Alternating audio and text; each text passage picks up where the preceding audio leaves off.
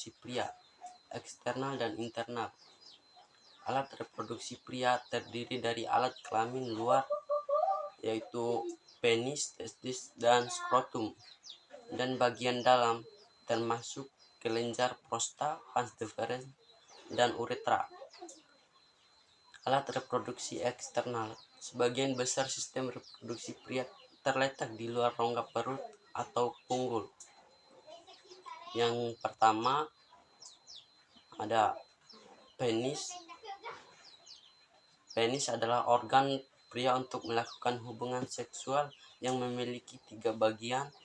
Yang pertama akar, yang kedua tabung atau batang, yang ketiga kelenjar, terus yang kedua ada skrotum. Skrotum adalah area organ reproduksi pria yang terdiri dari kulit longgar yang terletak di bagian belakang penis. 3. Testis. Testis adalah organ oval reproduksi pria yang terletak di dalam skrotum. Yang keempat, epididymis. Epididymis adalah tabung panjang melingkar yang terletak di bagian belakang setiap testis. Alat reproduksi internal. Selain alat reproduksi eksternal, pria juga memiliki sistem reproduksi internal. Yang pertama, vas deferens merupakan tabung panjang berotot yang bergerak dari epididymis ke rongga punggul, tepat di belakang kandung kemih. Terus yang kedua, saluran ejakulasi. Saluran ini dibentuk oleh perpaduan vas deferens dan vesikulasi seminalis. Bagian reproduksi pria ini bermula di uretra. Yang ketiga, uretra. Uretra adalah saluran yang membawa urin dari kandung kemih ke luar tubuh. Yang keempat, vesikula seminalis. Vesikula seminalis adalah kantong seperti kantung yang menempel pada vas deferens di dekat dasar kandung kemih. 5. Kelenjar prostat. Kelenjar prostat adalah struktur seukuran kenari yang terletak di bawah kandung kemih di depan rektum. Proses pembentukan sperma umumnya di tubulus seminiferus melalui beberapa tahap, diikuti oleh pematangan di epidermis, akhirnya siap dihasilkan sebagai air mani saat berhubungan seksual dilakukan. Proses spermatogenesis mulai terjadi saat memasuki pubertas dan berakhir saat tubuh alami kematian.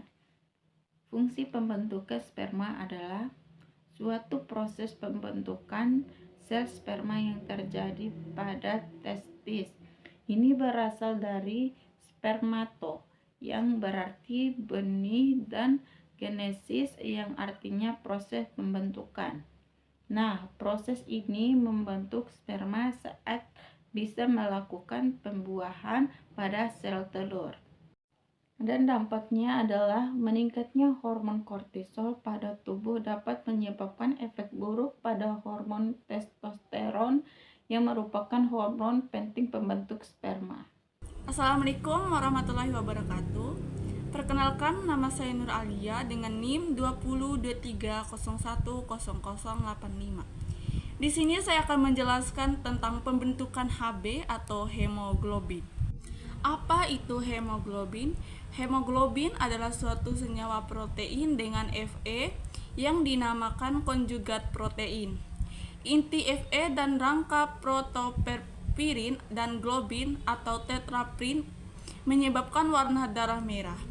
Hb berikatan dengan karbon dioksida menjadi karboksi hemoglobin dan warnanya merah tua. Fungsi hemoglobin. Hemoglobin merupakan protein utama tubuh manusia yang berfungsi mengangkut oksigen dari paru-paru ke jaringan perifer dan mengangkut CO2 dari jaringan perifer ke paru-paru. Assalamualaikum warahmatullahi wabarakatuh.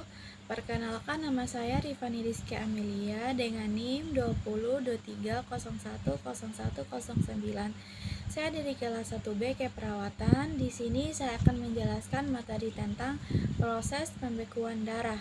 Mata kuliah Anatomi Fisiologi dengan dosen pembimbing saya Nurse Yaumul Sifa MKep. Proses pembekuan darah berperan penting dalam memperbaiki pembuluh darah yang rusak sehingga pendarahan bisa berhenti. Proses pembekuan darah adalah penyempitan pembuluh darah untuk membatasi aliran darah. Kemudian, trombosit akan membentuk sumbatan pada pembuluh darah untuk menghentikan pendarahan. Selanjutnya, fibrin. Fibrin akan menempel dan membentuk gumpalan yang akan menutup luka kemudian larut ketika luka sudah sembuh. Nah, seperti gambar di atas, itulah proses pembekuan darah. Di sini saya akan menjelaskan apa sih itu pembekuan darah. Pembekuan darah atau koagulasi berperan penting dalam memperbaiki pembuluh darah. Dengan cara tersebut, tubuh bisa memperbaiki kerusakan untuk menghentikan pendarahan yang terjadi. Misalnya, ketika kamu terluka dan terjadi kerusakan pada lapisan pembuluh darah, trombosit akan membentuk sumbatan awal di area yang terkena. Sel darah tersebut kemudian akan memulai proses pembekuan darah dengan bantuan faktor pembekuan darah tertentu yang diproduksi di dalam tubuh. Bagaimana sih proses pembekuan darah pada manusia? Oke, di sini saya akan menjelaskan proses pembekuan darah pada manusia. Pada saat terluka, pembekuan darah yang terkena luka akan menjadi kasar. Proses pembekuan darah diawali dengan keping darah yang menyentuh permukaan luka. Kemudian keping darah tersebut akan pecah.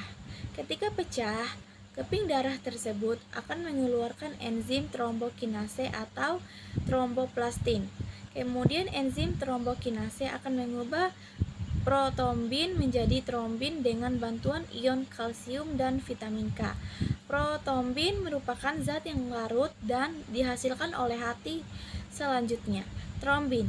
Trombin akan mengubah fibrinogen yang larut dalam plasma darah menjadi fibrin yang berupa benang-benang halus. Fibrin tersebut nantinya menjarat sel-sel darah merah, kemudian membentuk gumpalan sel-sel darah merah dan membentuk gumpalan, alhasil darah akan membeku. Perkenalkan, nama saya Seni, ingin menjelaskan tentang proses eritropoiesis. Adalah proses produksi dan maturasi atau pematangan sel darah merah atau eritrosis. Proses maturasi tersebut terjadi di dalam sumsum tulang. Berdasarkan tahap pematangan dan identifikasi morfologinya, eritropoiesis terbagi dalam 6 tahap yang berurutan, yaitu tahap pertama, tahap maturasi yang paling awal atau sel darah merah yang paling mudah disebut sebagai pronomoblast. Dan yang kedua, pronomoblast akan mengalami maturasi menjadi erythropoblast basofilik. Dan yang ketiga, erythropoblast basofilik yang mengalami maturasi akan menjadi erythropoblast polikromatik. Dan yang keempat, erythropoblast polikromatik akan mengalami maturasi menjadi normoblast ortokromik. Dan yang kelima, normoblast ortokromik semakin matur dan disebut sebagai retikulosis atau sel darah merah polikromatofilik. Dan yang keenam, tahap akhir dari eritropoiesis adalah sel darah merah matur yang disebut juga sebagai eritrosis yang berasal dari retikulosis yang mengalami maturasi. Eritropoiesis atau sel darah merah berfungsi sebagai pengangkut oksigen ke jaringan dan mengikat CO2 dari jaringan.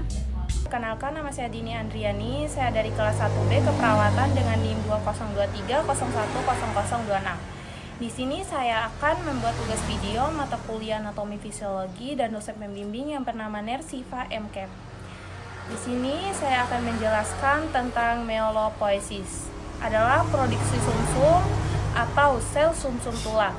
Sumsum tulang atau tulang belakang bekerja sama dengan otak dalam menjalankan fungsi sistem sistem saraf pusat yang mengatur aktivitas tubuh sehari-hari. Orang lain juga bertanya, apa fungsi utama dari sumsum tulang belakang? Ya, simak baik-baik video berikutnya ya guys.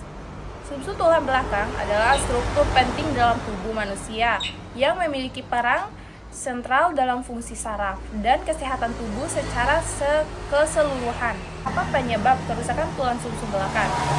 Sementara masalah yang ada pada sumsum itu sendiri sangat beragam dan dapat disebabkan oleh beberapa hal seperti adanya saraf terjepit, tumor, infeksi, bahkan karena terjadi kecelakaan yang menyebabkan cederanya sumsum tulang belakang. Cara menjaga kesehatan tulang yaitu pertama, berjemur di bawah sinar matahari pagi. Kedua, rutin melakukan olahraga. Ketiga, memperbanyak asupan kalsium. Dan yang keempat, konsumsi suplemen. Dan kelima, menjaga berat badan tetap ideal. Yang keenam, mengontrol kartein dan garam dalam tubuh. Ketujuh, membatasi alkohol dan rokok. Dan yang terakhir, mengikuti fisioterapi. Assalamualaikum warahmatullahi wabarakatuh.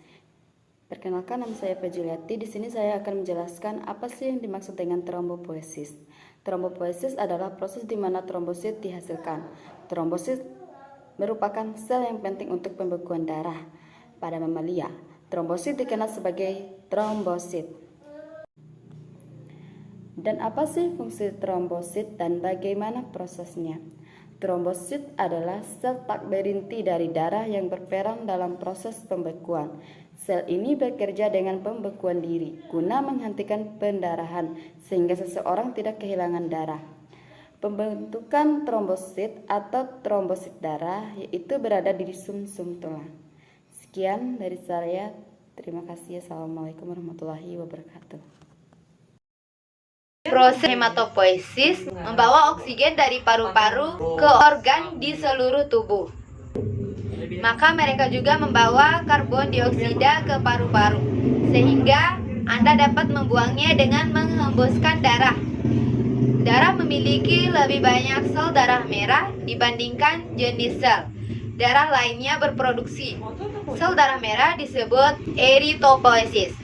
Sel darah putih atau eloksit melawan infeksi dan melindungi tubuh dari penyerang atau kuman berbahaya. Mereka juga menghancurkan sel-sel abnormal. Produksi sel darah putih disebut eleukosit. Jenis-jenis sel darah putih adalah neufrosil, basofil, eosofil, monosofil, lisofil atau sel B. Sel T, sel pertumbuhan alami.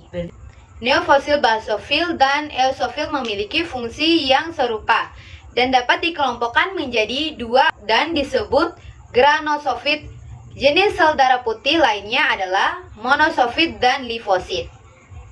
Sekian video dari kelompok 1. Lebih dan kurangnya kami mohon maaf. Wassalam.